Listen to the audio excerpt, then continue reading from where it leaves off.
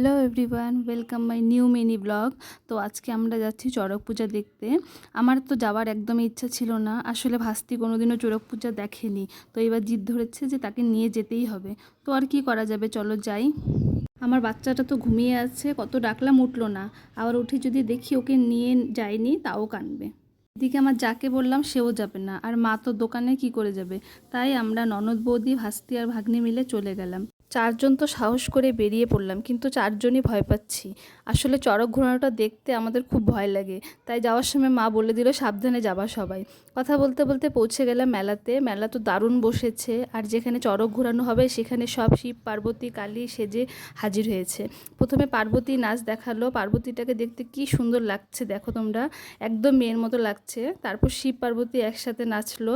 সত্যি শিবটা খুব ফানি ছিল, কারণ শিবটা নাচার থেকেও সেলফি আর ফটো তুলতে বেশি ব্যস্ত ছিল। আমি ভাবলাম একটা সেলফি তুলবো, বাট চান্স পাইনি। কিন্তু কালীটাকে দেখে আমরা খুব ভয় পেয়ে গেছি, খুব ভয়ানক লাগছিল। তার উপরে আমার থেকেও লম্বা একটা দা নিয়ে নাচছিল আমাদের সামনে। না, যখন নাচতে আসছিল তখন ভাগ্যিস একজন হাত থেকে দাটা নিয়ে নিল, না হলে আমি সেখানেই হার্টফেল করতাম। তারপর দেখলাম একটা লোককে নিয়ে যাচ্ছে, যার পেটে তরোয়াল মেরে এপার থেকে ওপার করা। আবার কি সুন্দর আমাদের সামনে দিয়ে হেঁটে চলে গেল।